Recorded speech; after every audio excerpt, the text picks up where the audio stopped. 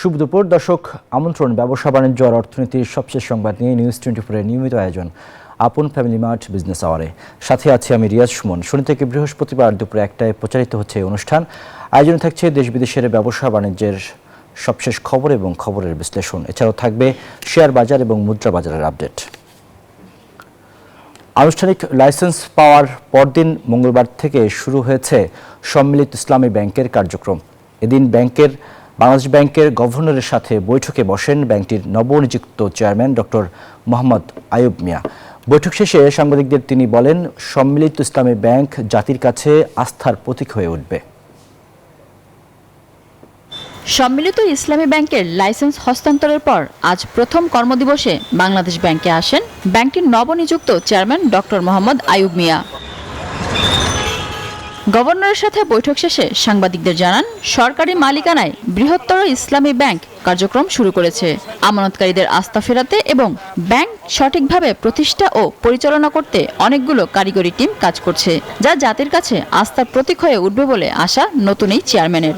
এই নতুন ব্যাংকের সাথে আর যে 5টি ব্যাংক একসাথে সংযুক্ত হচ্ছে, এটার জন্য বাংলাদেশ ব্যাংক যথেষ্ট কাজ করছে। গভর্নমেন্টের পক্ষ থেকে, বিশেষ করে অর্থ মন্ত্রণালয়ের পক্ষ থেকে অনেক গুরুত্বপূর্ণ উদ্যোগ নেওয়া হয়েছে। অনেকগুলো কারিগরি টিম কাজ করছে এবং আমি আশা করছি যে সব কিছু সিস্টেমেটিক্যালি এগিয়ে নিয়ে যাওয়া সম্ভব হবে। এবং আমাদের প্রথম কাজই হচ্ছে আমানতকারীদের আস্থা ফিরিয়ে আনা, এবং আমরা মনে করি যে সরকারি সেক্টরে ইসলামী ব্যাংক আস্থার একটা প্রতীক হয়ে উঠবে। এছাড়া ব্যাংকের যাবতীয় কার্যক্রম সম্পর্কে ধারণা নেওয়া, আইন কানুন পর্যালোচনা করা এবং ব্যাংকের লক্ষ্য ও উদ্দেশ্য সম্পর্কে ধারণা নেওয়া আজকের বৈঠকের প্রধান লক্ষ্য ছিল বলেও জানান তিনি। অনেক কিছু জানতে হবে, পড়তে হবে, শিখতে হবে। অনেক আইন কানুন এর সাথে সম্পৃক্ত আছে। তারপরে আগের যে ওই ব্যাংকগুলোর পরিস্থিতি, আমাদের সরকারের ভিশন, এই ব্যাংকের ভিশন, পুরো জিনিসটা তো আমাকে আগে আয়ত্ত করতে হবে, সেটা আমি চেষ্টা করছি। 5 ব্যাংকের আমানতকারীদের টাকা ফেরতের বিষয়ে চলতি সপ্তাহে বাংলাদেশ ব্যাংক একটি স্কিম কর্মসূচি ঘোষণা করতে পারে বলেও জানা গেছে। মিনা ফেরদাউস, নিউজ 24, ঢাকা।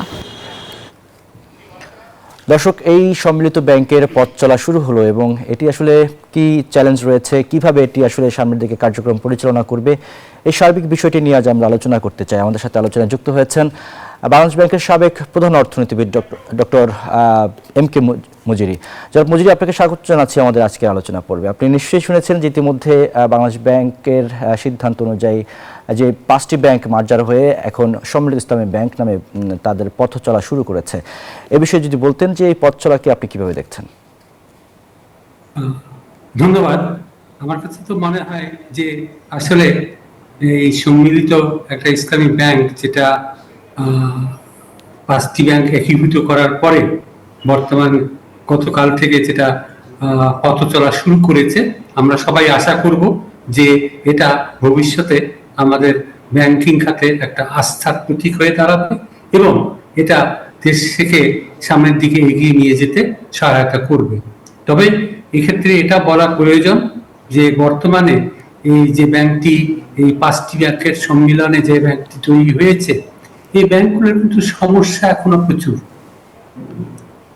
এবং এই সমস্যাগুলো কাটিয়ে ওঠার জন্য যে চ্যালেঞ্জগুলো আছে ব্যাংক এইটার সামনে, সেই চ্যালেঞ্জগুলো অতিক্রম করা, এটাই সবচেয়ে বড় আমার মনে হয় পদক্ষেপ নেওয়ার প্রয়োজন আছে। এক্ষেত্রে আমার সবচেয়ে বেশি গুরুত্ব দেওয়া প্রয়োজন যারা আমানতকারী, তাদের স্বার্থের প্রতি। বর্তমানে কিন্তু এই 5টি ব্যাংক একীভূত হয়েছে, তার আমানতকারীরা কিন্তু খুবই দুর্দশার মধ্যে আছেন, কারণ তাদের আমানতের টাকা তারা এখন ফেরত পাচ্ছেন না।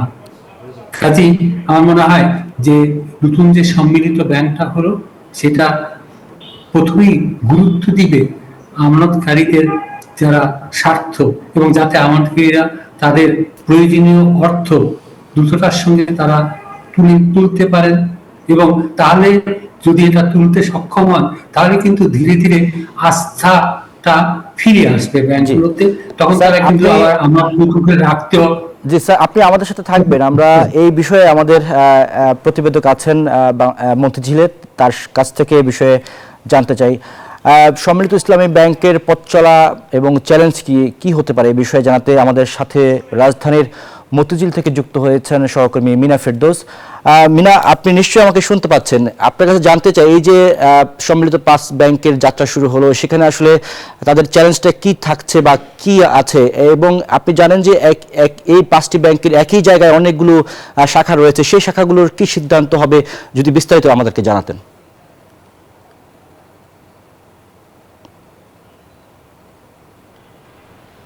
জি রিয়াজ, যেমনটি আপনি বলছিলেন যে সম্মিলিত ইসলামী যে ব্যাংক সেটির কার্যক্রম কিন্তু গতকাল অর্থাৎ মঙ্গলবার থেকে শুরু হয়েছে।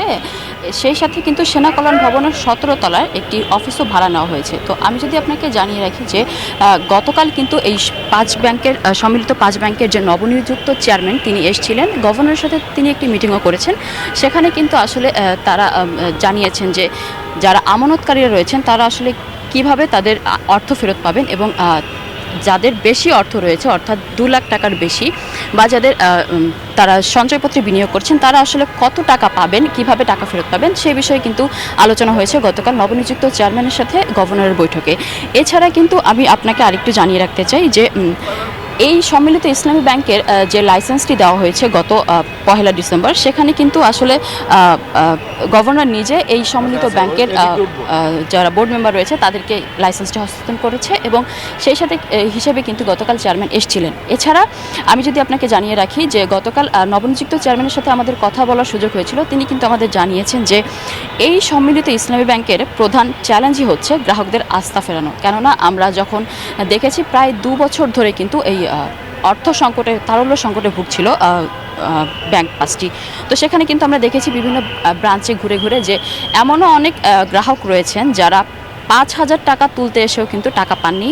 এছাড়া কিছু গ্রাহককে আমরা পেয়েছি যারা খালি চেক নিয়ে এসেছেন ব্যাংকে টাকা তুলতে, এবং তারা আসলে শুনবেন যে ক্যাশে গিয়ে তারা কত টাকা দিতে পারবেন, সেই অ্যামাউন্টটি কিন্তু তারা চেকে লিখবেন, এমনকি আমাদেরকে জানিয়েছেন। তো সেই হিসাবে কিন্তু মূলত চ্যালেঞ্জ হচ্ছে এই যাদের 2 লাখ টাকার বেশি রয়েছে তারা কীভাবে অর্থ ফেরত পাবে। সেই হিসাবে কিন্তু আগামীকাল গভর্নর একটি প্রেস কনফারেন্স করবে বলেও আমাদেরকে জানিয়েছেন বাংলাদেশ ব্যাংক সূত্র। এছাড়া যদি আমি একটু বলিয়ে রাখি যে এই 5 ব্যাংকের প্রায় কিন্তু 1000টির মতো শাখা রয়েছে, আর এই সব ব্যাংকের কিন্তু 1,47,000 কোটি টাকা খেলাপি মানে মূলধন, আর এই 1,47,000 কোটি টাকার বিপরীতে কিন্তু ঋণ দেওয়া হয়েছে 1,93,000 কোটি টাকা, অর্থাৎ 51,000 কোটি টাকাই কিন্তু পুরোটাই খেলাপি। সেই কারণেই কিন্তু ব্যাংকগুলো আসলে তারল্য সংকটে ভুগছে। তো এছাড়া ব্যাংকগুলোর কিন্তু আমি যদি বাংলাদেশ ব্যাংকের তথ্য থেকে জানতে পেরেছি যে ব্যাংকগুলোর কিন্তু আসলে 7 শতাধিক শাখা রয়েছে, 698টি উপশাখা রয়েছে। তো এগুলো কিন্তু ধীরে ধীরে কমে আসবে বিভিন্ন জেলা থেকে। তো এই ছিল আসলে আমার কাছ থেকে বাংলাদেশ ব্যাংকের থেকে সর্বশেষ। মিনা, আপনাকে অসংখ্য ধন্যবাদ আমাদের সাথে যুক্ত হওয়ার জন্য। দর্শক, আমরা ছিলাম মতিঝিল থেকে, আমাদেরকে জানাচ্ছিলেন আমাদের সহকর্মী মিনা ফেরদৌস। এবার আমরা আবার আলোচনায় ফিরতে চাই। আমাদের সাথে আলোচনায় আছেন বাংলাদেশ ব্যাংকের সাবেক প্রধান অর্থনীতিবিদ ডক্টর এম কে মজুরি। জনাব মজুরি, আপনার সাথে আবারও আমরা আলোচনায় ফিরতে চাই। যে বিষয়টি নিয়ে আমাদের প্রতিবেদক জানাচ্ছিলেন যে এখন আসলে মূল চ্যালেঞ্জ হচ্ছে যে আমানত ফেরত দেয়, এবং যাদের 2 লাখ টাকার উপরে আমানত রয়েছে তাদের আসলে আমানত ফেরত দেওয়াই হচ্ছে মূল চ্যালেঞ্জ। এ বিষয়ে যদি আপনি যুক্ত করতেন যে আসলে চ্যালেঞ্জটিকে আপনি কিভাবে দেখছেন। আসলে আমরা যদি সত্যিকারভাবে জিনিসটাকে দেখতে চাই তাহলে কিন্তু ব্যাংক যে 5টা একীভূত করা হলো এর কিন্তু বহুবিধ চ্যালেঞ্জ আছে, এবং সেই চ্যালেঞ্জগুলোকে মোকাবেলা করার জন্য যেটা সবচেয়ে বড় প্রয়োজন সেটা হচ্ছে একটা বিস্তারিত কর্ম পরিকল্পনা। যেমন আপনি ধরুন যে প্রথম কথা যেটা হচ্ছে যে এই যে আমানতকারী যারা আছেন তাদের অর্থ পরিশোধ যদি তারা তুলতে চান সেই তোলাটা নির্বিঘ্ন করতে হবে। এখন নির্বিঘ্ন করার জন্যে যেটা সবচেয়ে বেশি প্রয়োজন সেটা হচ্ছে ব্যাংকগুলোর তারল্যটাকে বাড়ানো। যদি তারল্য না বাড়ে তাহলে কিন্তু তারা আমানতকারীদের চাহিদা এটা পূরণ করতে সক্ষম হবেন না। এখন তারল্য বাড়ানোর জন্য যেটা হচ্ছে সেটা প্রয়োজন দুটো। একটা হচ্ছে যে এই ব্যাংকগুলোর যে খেলাফি ঋণ রয়েছে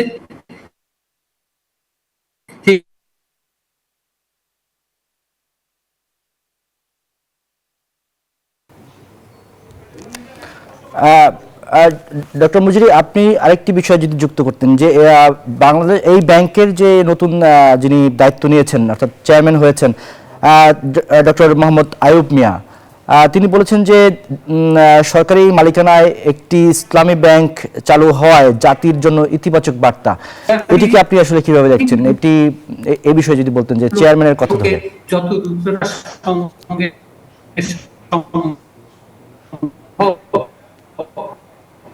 সেগুলোকে আদায়যোগ্য করে তোলা, তাদেরকে এমন একটা পরিবেশ সৃষ্টি করতে এবং নতুন করে তারা আমার চালু, আমাদের যেটা প্রয়োজন সেটা হচ্ছে বিভিন্ন ক্লায়েন্ট আছে, তাদের চাহিদা এটা মেটাতে সক্ষম একটা শক্তিশালী ব্যাংক, এইটা আমাদের দরকার। সেটা এই ধরনের ব্যাংক না হলে এটা আমাদের যেটা চেয়ারম্যান সাহেব বলেছেন যে এটা আস্থার প্রতীক হবে, ঠিক প্রতীক হয়ে উঠতে কিন্তু পারবে না যদি না এই চ্যালেঞ্জগুলো মোকাবেলা করতে সক্ষম না হয়। কাজেই আমার মনে হয় যে এক্ষেত্রে যেটা সবচেয়ে বড় প্রয়োজন সেটা হচ্ছে যে বিভিন্ন চ্যালেঞ্জগুলো আছে, যেমন এখানটায় একটা তো আমানতকারীদের চ্যালেঞ্জের কথা আমরা বলছিলাম, আলোচনা করছিলাম। দ্বিতীয়ত আপনার যেটা হচ্ছে যে এই ব্যাংকগুলোর যে বিভিন্ন শাখা আছে, বিভিন্ন কর্মকর্তা কর্মচারী আছেন, তাদের বেতনের ক্ষেত্রে যে পার্থক্য, বৈষম্য বা বিভিন্ন ধরনের যে সমস্যাগুলো আছে, ইন্টারনাল সমস্যা, অভ্যন্তরীণ যে সমস্যাগুলো, এই সমস্যাগুলোকে কাটিয়ে উঠতে হবে এবং যাতে দ্রুততার সঙ্গে এটা একটি একীভূত ব্যাংক একটা সার্ভিস দিতে পারে সেই ব্যবস্থাগুলো করতে হবে। এক্ষেত্রে শাখার ক্ষেত্রে যে সমস্যা আছে, যেমন একই ক্ষেত্রে হয়তো একই উপজেলায় এই 5টা ব্যাংকেরই শাখা থাকতে পারে, তাহলে সেই শাখাগুলোকে কিভাবে এইগুলোকে বিভিন্ন ক্ষেত্রে মানে রিডিস্ট্রিবিউট করতে হবে, বিভিন্নভাবে লোক বলকে কিভাবে রিডিস্ট্রিবিউট করতে হবে, এই ধরনের যে চ্যালেঞ্জগুলো আছে, এই চ্যালেঞ্জগুলো যত দ্রুততার সঙ্গে মোকাবেলা করা সক্ষম হবে তত তাই তাড়াতাড়ি কিন্তু এই ব্যাংকটা তার হয়তো যে আকাঙ্ক্ষিত যে আস্থা, সেই আস্থা ফিরিয়ে আনতে সক্ষম হবে। কাজে এটা কিন্তু একটা বিস্তারিত কর্ম পরিকল্পনার প্রয়োজন, যে ক্ষেত্রে সিদ্ধান্তগুলো নিতে হবে বাস্তব ভিত্তিক এবং যেটা এই ব্যাংকটাকে একটা শক্তিশালী কাঠামো রূপে দাঁড় করাতে সক্ষম হয়, সেই ধরনের ব্যবস্থাপনা এবং সেই ধরনের আপনার উদ্যোগ, এটা কিন্তু একান্ত প্রয়োজন। তা না হলে কিন্তু এই প্রক্রিয়াটা দ্রুততার সঙ্গে সম্পন্ন করতে না পারলে ব্যাংকটা কিন্তু তখন যে আকাঙ্ক্ষা নিয়ে এই ব্যাংক 5টাকে একীভূত করে একটা শক্তিশালী ব্যাংক গঠন করার যে আকাঙ্ক্ষা, এই আকাঙ্ক্ষা পরিপূরণ করা কিন্তু ডিফিকাল্ট হয়ে উঠবে। জি জনাব মজুরি, আরেকটি বিষয়ে যদি একটু পরিষ্কার করে বলতেন যে এই যে ব্যাংক 5টি আছে, কোনো কোনো জায়গায় আছে যে একই শহরে বা একই ভবনে আমরা দেখেছি যে এই ব্যাংকগুলোর শাখা রয়েছে, সেক্ষেত্রে আসলে কি করা উচিত? যে এই শাখাগুলো কি মানে কমানো উচিত, নাকি এগুলোর কার্যক্রমটা কিভাবে করবে এই 5টি এই সমৃদ্ধ ইসলামী ব্যাংক? এই জন্য আমি বলছিলাম যে এর জন্য একটা বিস্তারিত কর্ম পরিকল্পনা দরকার। সেটা হচ্ছে যেমন ব্যাংকের শাখার কথা আপনি যেটা বলছেন, এখন একই জায়গায় বা একই উপজেলায় হোক বা একই শহরে হোক, যেখানেই হোক, একইখানে যদি 5টা শাখা থাকে, এখন সেটা নির্ভর করবে এখানে যদি একটি শাখা রাখাই যথেষ্ট হয় তাহলে বাকি 4 শাখাকে কি করা হবে।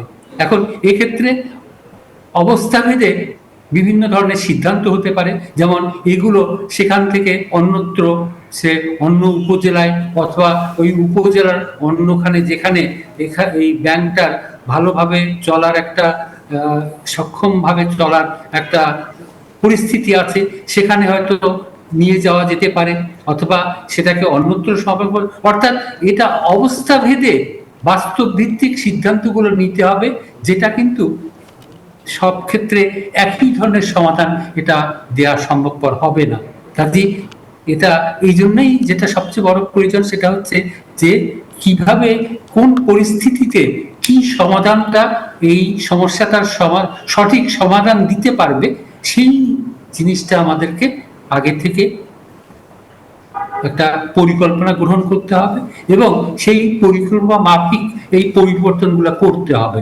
সেটা ব্যাংকের শাখার ক্ষেত্রেই হোক, ব্যাংকের কর্মকর্তা কর্মচারীদের ক্ষেত্রেই হোক বা অন্য সকল ক্ষেত্রেই হোক। আর জনাব মজুরি, সম্মিলিত ইসলামী ব্যাংকের কে যে মূলধনটি দেওয়া হয়েছে, আমরা যেটা জানি, যে আপনিও জানেন, যে 35,000 কোটি টাকা দেওয়া হয়েছে মূলধন, এবং এর মধ্যে 20,000 কোটি সরকার দিচ্ছে, 15,000 কোটি টাকা আসবে আমানতকারীদের শেয়ার থেকে। এটি দিয়ে আসলে এই সম্মিলিত ইসলামী ব্যাংক রান করতে পারবে কিনা? এখন এটা তো নির্ভর করছে যে আপনি সরকার যেটা দিচ্ছে এবং আমানতকারীদের কাছ থেকে যেটা আসবে। এখন একটা হতে পারে আপনি আমানতকারীদেরকে জোর করে, তাদের কেউ যদি ইচ্ছাকৃত ভাবে এই শেয়ার কিনতে না চায়, আপনি জোর করে তার উপরে চাপিয়ে দিতে পারেন, কিন্তু সেটা আমার মনে হয় যে একটা সঠিক সমাধান হতে পারে না। কারণ আমানতকারী তার অর্থ তিনি এটা শেয়ারে বিনিয়োগ করতে চান কিনা, সেটা তো তার ইচ্ছার উপরে নির্ভর করে। আপনি তাকে জোর করে তার শেয়ার তার কাছে চাপিয়ে দিতে পারেন না।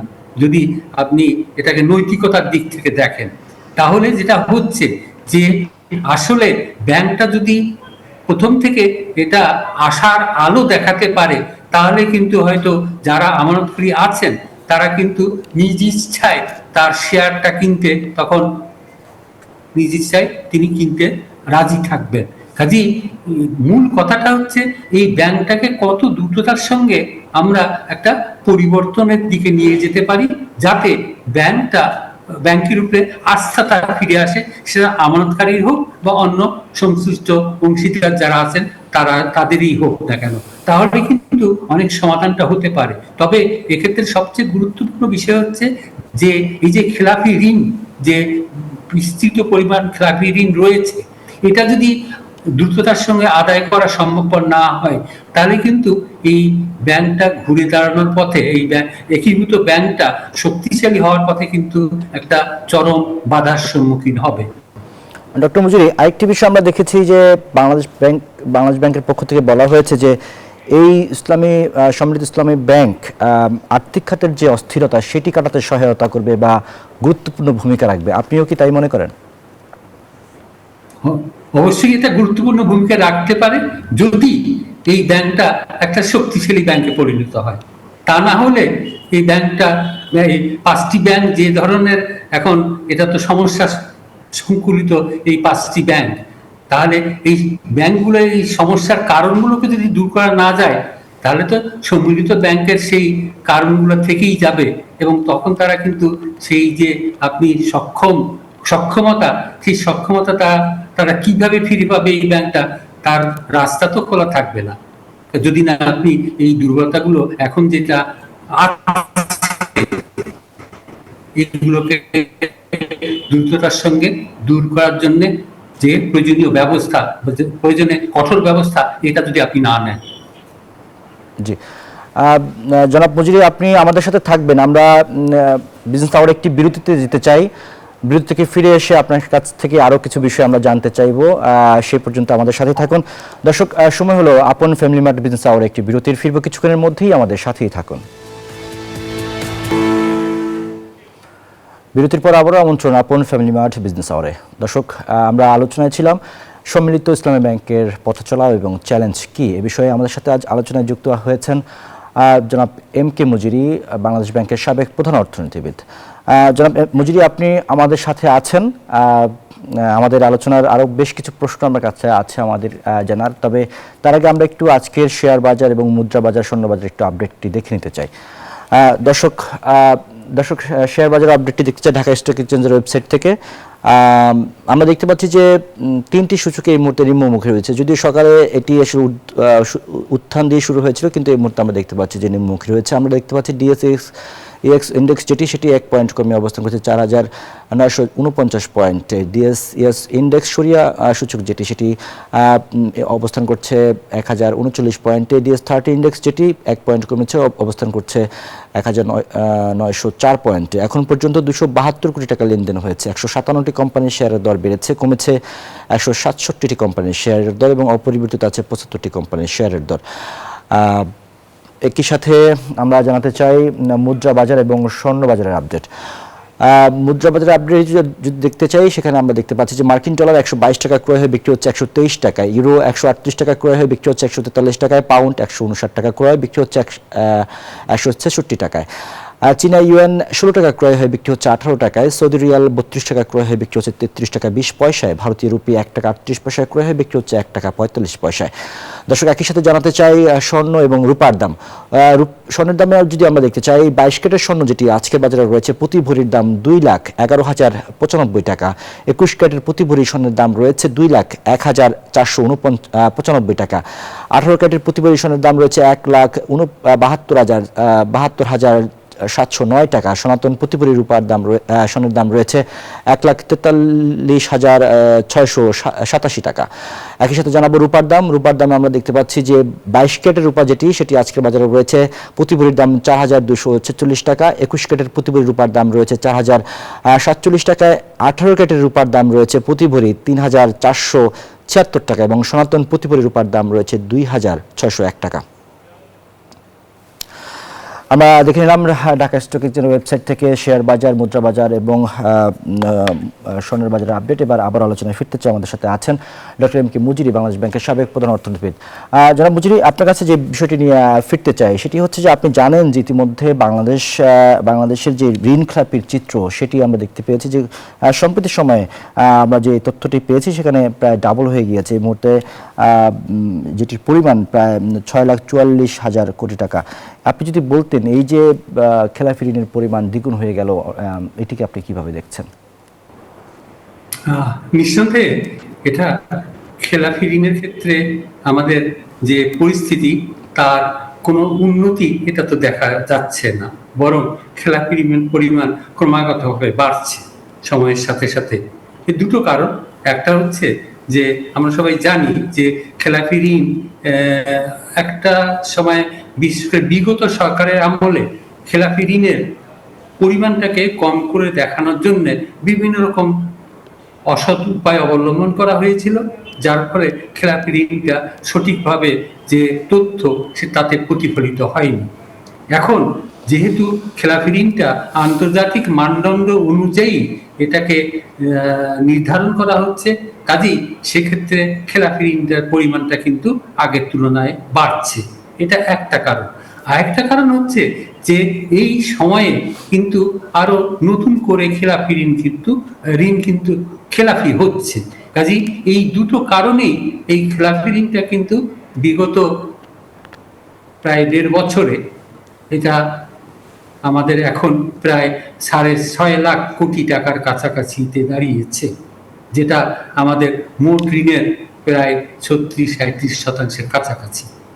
কাজেই এই যে খেলাপি ঋণের ঊর্ধ্বমুখী প্রবণতা, এটা কিন্তু এখন পর্যন্ত আমরা একে বাগে আনতে পারিনি, যেটা ব্যাংকিং খাতের কিন্তু একটা বড় দুর্বলতা হিসাবেই চিহ্নিত করা যায় বর্তমান সময়ে।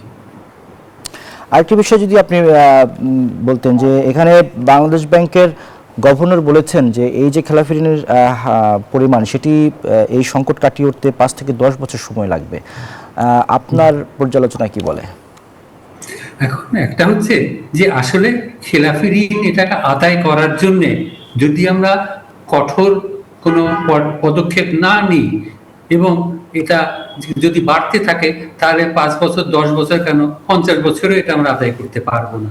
কাজেই মূল কথাটা হচ্ছে খেলাপি ঋণ আদায় করার জন্য আমরা কতটা কঠোরতা অবলম্বন করতে পারছি এবং আমরা সত্যিকার ভাবে যারা খেলাপি হয়েছেন তাদের কাছ থেকে খেলাপি ঋণটা আদায় করার জন্য যে প্রয়োজনীয় এবং শক্ত ব্যবস্থা নেওয়া দরকার সেটা আমরা কত দ্রুততার সঙ্গে এবং সঠিকভাবে সেটা নিতে পারছি কিনা তার উপরেই নির্ভর করবে এটা 5 বছর 10 বছর নাকি আরো বেশি সময় লেগে যেতে পারে। কাজেই এটা আমাদের নিজস্ব সক্ষমতার উপরেই নির্ভর করবে যে খেলাপি ঋণটা কত তাড়াতাড়ি আমরা একটা যেটা সর্বজন গ্রাহ্য আন্তর্জাতিক মানদণ্ডে সেই পর্যায়ে আমরা নামিয়ে আনতে সক্ষম হব। জনাব মুজিরি, আপনি আমাদের সাথে আছেন। আমরা একটু দেখে নিতে চাই আজকের পত্রিকার আলোচিত কয়েকটি পত্রিকার শিরোনাম, যারা আসলে বিভিন্ন পত্রিকার গুরুত্বপূর্ণ শিরোনাম করেছে সেগুলো একটু দেখতে চাই। আমাদের কাছে শিরোনামগুলো রয়েছে, আমরা একটু সেগুলো সরাসরি দেখতে চাই। আমরা দেখতে পাচ্ছি যে বিজনেস স্ট্যান্ডার্ড তারা একটি রিপোর্ট করেছে যে বাংলা টেসলার দৌরাত্ম্যে ঢাকায় বছরে প্রায় 4,000 কোটি টাকার বিদ্যুৎ চুরি হচ্ছে, যেখানে তারা বলার চেষ্টা করেছে যে রাজধানীতে বিআরটিএ বা সিটি কর্পোরেশন সহ কোনো সরকারি সংস্থার কাছে ব্যাটারি চালিত রিকশার নিবন্ধন সম্ভব না হলেও এসব যানবাহনের ব্যাটারি চার্জিংয়ের অনুমতি দিয়েছে বিদ্যুৎ মন্ত্রণালয়। এ ধরনের প্রায় 3,300 চার্জিং স্টেশনের অনুমোদন দেওয়া হয়েছে, যার মধ্যে শুধু ডিপিডিসির আওতায় রয়েছে প্রায় 2,100টি কেন্দ্র। এরপরে দ্য ফিনান্সিয়াল এক্সপ্রেস তারা একটি শিরোনাম করেছে, তারা বলছে যে নির্বাচন, এমপিও ভাতা বৃদ্ধি ও নতুন ইসলামী ব্যাংকের মূলধনে প্রায় 27,000 কোটি টাকা ব্যয়। এই রিপোর্টটি করেছে ফিনান্সিয়াল এক্সপ্রেস। তারা বলছে যে চলমান আর্থিক চাপ সরকারকে অপ্রয়োজনীয় ব্যাংক ঋণ এবং সুদ প্রদানের বোঝা এড়াতে সংশ্লিষ্ট মন্ত্রণালয়ের বিভাগগুলোকে চলতি অর্থবছরের সংসদীয় বাজেটে বাস্তবসম্মত তহবিল চাহিদা তৈরির ব্যাপারে স্মরণ করিয়ে দিচ্ছে। আমরা পরের শিরোনামটি দেখতে চাই। এই শিরোনামটি করেছে বাংলাদেশ প্রতিদিন, যেখানে বলা হয়েছে যে যুক্তরাষ্ট্র থেকে গম আমদানি সহ 7 ক্রয় প্রস্তাব অনুমোদন দিয়েছে, যেখানে ব্যয় হবে 2,982 কোটি টাকা। পরের শিরোনামটি দেখতে চাই। এই শিরোনামটি করেছে বাংলাদেশ প্রতিদিন। তারা বলছে যে সূচকের উত্থানে পুঁজিবাজারে চলছে লেনদেন। এটি আসলে আজকে সকালের রিপোর্ট, যদিও এই মুহূর্তে আমরা কিছুক্ষণ আগেই দেখলাম যে পুঁজিবাজারের সূচকগুলো নিম্নমুখী রয়েছে, তবে সকালের দিকে এটির অবস্থাটি ঊর্ধ্বমুখী ছিল। আমরা পরের শিরোনামটি দেখতে চাই। এখানে কালের কণ্ঠ একটি রিপোর্ট করেছে, তারা বলছে যে পাহাড়ে 6 গ্রুপে চাঁদাবাজি, বছরে 1,000 কোটির বেশি চাঁদাবাজি হচ্ছে, নির্বাচন কেন্দ্র করে বেড়েছে আরও বেশি চাঁদাবাজি। এই শিরোনামটি করেছে কালের কণ্ঠ। সেখানে আসলে তারা এর কিছু ব্যাখ্যা বা এর বিশ্লেষণও কিন্তু তারা তুলে ধরেছে। আমরা প্রথম আলোর শিরোনামটি দেখতে চাই। প্রথম আলো বলছে যে ডলারের দাম বাড়ায় রূপপুর বিদ্যুৎ কেন্দ্রের খরচ বাড়ছে 26,181 কোটি টাকা। আপনি জানেন যে রূপপুর পারমাণবিক বিদ্যুৎ কেন্দ্র নির্মাণ প্রকল্পের খরচ 26,000 কোটি টাকা বাড়ছে। জিনিসপত্রের মূল্য বৃদ্ধির কারণে এই খরচ বাড়ছে বলে জানানো হয়েছে। আমরা এই পত্রিকার শিরোনামগুলো দেখে নিলাম। আমরা আবার আলোচনায় ফিরতে চাই। জনাব মুজিরি, আপনার কাছে আরেকটি প্রশ্ন রয়েছে যে ব্যবসায়ীদের মধ্য থেকে এখনো দাবি করা হচ্ছে বা অভিযোগ করা হচ্ছে যে ব্যাংকের সুদ হার এটি উচ্চ পর্যায়ে রয়েছে এবং একই সাথে আসলে মূল্যস্ফীতিও কিন্তু এখনো নিয়ন্ত্রণে আসেনি বা সেই মানুষের আসলে ক্রয় ক্ষমতার মধ্যে আসেনি। যদি যুক্ত করতেন দুটি বিষয়কে।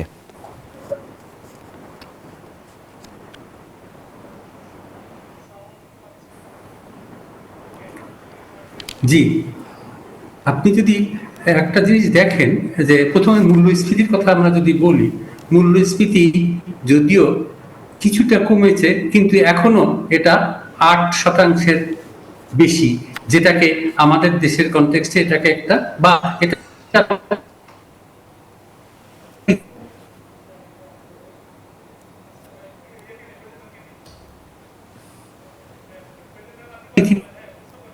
জি, জনাব মুজিরি, আপনার নেটওয়ার্ক এখন শোনা যাচ্ছে 6.6% নেমে আসবে, এটা কিন্তু সম্ভব। কাজেই প্রবণতা, ঊর্ধ্বমুখী ধারা এবং এটা যে এখন একটা 8% উপরে রয়েছে, এটা কিন্তু আগামী মাসগুলোতে কমার সম্ভাবনা কতটুকু সেটা কিন্তু নিয়ে অনেক প্রশ্ন উঠতে পারে। এই জন্যে যে আপনি যদি দেখেন সামনে আগামী ফেব্রুয়ারি মাসে নির্বাচন হবে এবং এই সময়ের মধ্যে দেশে কিন্তু নতুন করে বিনিয়োগ, কর্মসংস্থান বা উৎপাদন কার্যক্রম বৃদ্ধি, এগুলোর সম্ভাবনা কিন্তু তেমন নেই বললেই চলে। কাজেই এই যে সময়টা নির্বাচনকালীন, নির্বাচন পর্যন্ত সময় এবং নির্বাচন পরবর্তী সময়, অর্থাৎ নতুন নির্বাচিত সরকার যখন ক্ষমতা গ্রহণ করবেন তারপরে তো তাদেরকে গুছিয়ে বসতে কিছুটা সময় লাগবে। কাজে এই সময়ে আমার মনে হয় না যে মূল্যস্ফীতিটা কমার প্রবণতা আমরা দেখতে পাবো, কারণ এই নির্বাচনের সময় কিন্তু প্রচুর টাকা পয়সা ব্যয় করা হবে। কারণ সেখানটায় এবং বেশিরভাগই যেটা হবে সরকারি ব্যয়, সেটা নির্বাচন কেন্দ্রিক ব্যয়, যেগুলো তেমন উৎপাদনশীল ব্যয় নয়। আবার যারা নির্বাচনের প্রতিদ্বন্দ্বিতা করবেন তারাও কিন্তু প্রচুর টাকা পয়সা ব্যয় করবেন। কাজে এই সময়ে যে পরিস্থিতি, সেই পরিস্থিতি কিন্তু মূল্যস্ফীতি কমানোর তেমন কোনো সম্ভাবনা সৃষ্টি করবে বলে মনে হয় না।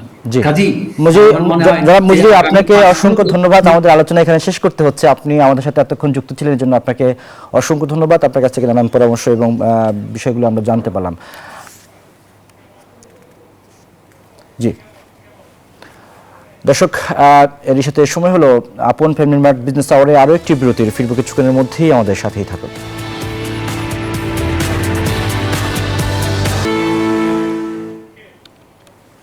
দর্শক, বিরতির পর আবারও আমন্ত্রণ জানাচ্ছি আপন ফ্যামিলি মার্ট বিজনেস আওয়ারে। এবারে জানাবো জনপদের শিল্প বাণিজ্যের খবর।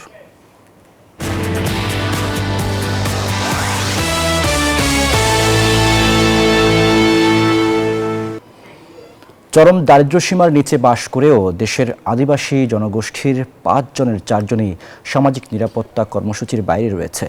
এই কর্মসূচিতে তালিকাভুক্ত হতে দিতে হয় মোটা অঙ্কের ঘুষ, এমন তথ্য উঠে এসেছে ট্রান্সপারেন্সি ইন্টারন্যাশনাল টিআইবির প্রতিবেদনে।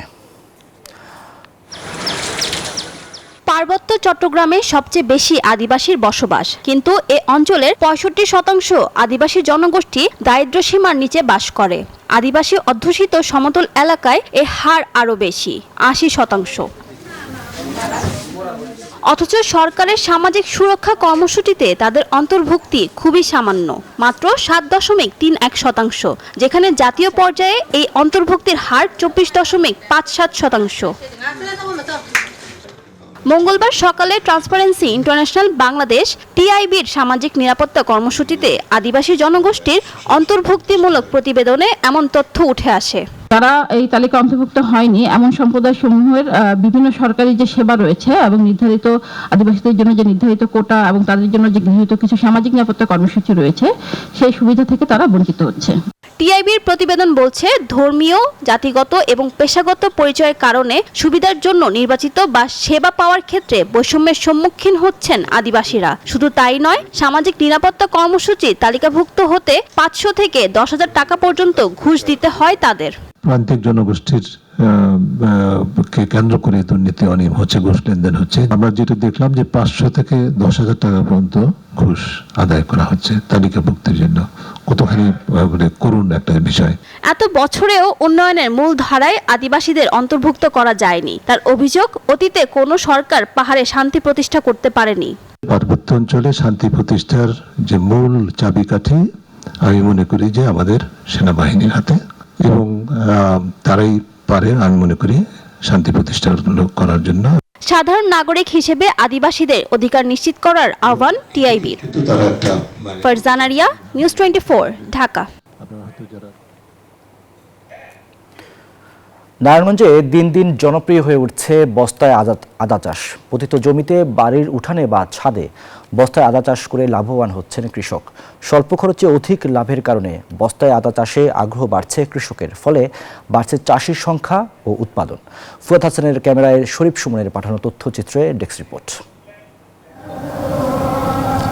নারায়ণগঞ্জ সদরের কৃষি উদ্যোক্তা মিজানুর রহমান ইউটিউবে দেখে বস্তায় আদা চাষে আগ্রহী হন। স্থানীয় কৃষি অফিসারের পরামর্শে বিভিন্ন ফল বাগানের পাশাপাশি আদার চাষ শুরু করেন। এবছর 100 বস্তায় আদা চাষ করেছেন তিনি জানান, প্রতি বস্তা আদা চাষে খরচ হয় 50 থেকে 60 টাকা। এ পদ্ধতিতে অতিরিক্ত জায়গারও প্রয়োজন হয় না। পতিত জমিতে এমনকি বিভিন্ন গাছের ফাঁকে ফাঁকে চাষ করা যায়, আগাছাও পরিষ্কার করা যায় সহজে। 7 থেকে 8 মাসের ব্যবধানে প্রতি বস্তায় গড়ে 2 থেকে 2.5 কেজির মতো আদা পাওয়া যায়। আগামীতে বাণিজ্যিকভাবে বস্তায় আদা চাষ করার আশা তার। আমি প্রাথমিকভাবে এই 100 বস্তায় আদা এবার চাষ শুরু করলাম।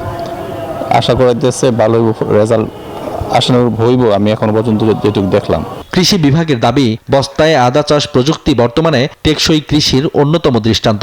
আদা চাষে উদ্যোক্তা বাড়াতে পরামর্শ দিয়ে সহযোগিতা করছে কৃষি বিভাগ। এই বস্তা আদা চাষ আপনার অল্প করেছে মানে প্রচুর লাভবান হওয়া যায়। যেমন আপনার একটা বস্তায় 2.5 থেকে 3 কেজি পর্যন্ত ফলন হয়। এটার জন্য একটা সম্ভাবনা ফসল, এটা বিক্রির জন্য কোথাও আমাদের ধার দেনা দিতে হয় না, এবং কখনোই আদা চাষ করে কেউ মায়ের খেয়েছে এরকম রেকর্ড কিন্তু নেই। শুধুমাত্র নারায়ণগঞ্জ সদর উপজেলায় 3100 বস্তায় আদার চাষ হচ্ছে। উদ্যোক্তাদের আগ্রহ ও সৃজনশীল প্রচেষ্টায় গ্রামীণ অর্থনীতি পরিবর্তনের পাশাপাশি কমবে আমদানি নির্ভরতা, এমনটি প্রত্যাশা সংশ্লিষ্টদের। Desk report, news 24। এবার বিশ্ব বাণিজ্যের খবর।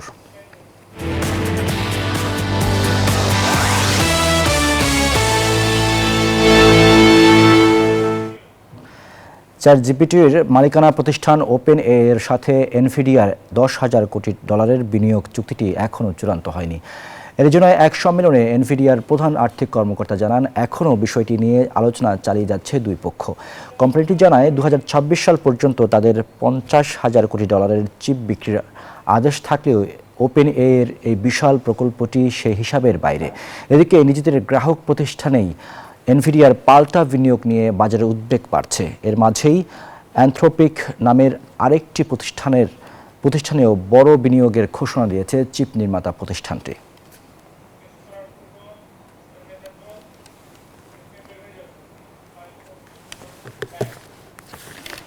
এই ছিল আপন ফ্যামিলি মার্ট বিজনেস আওয়ারের আজকের আয়োজন। এতক্ষণ সাথে থাকার জন্য ধন্যবাদ সবাইকে।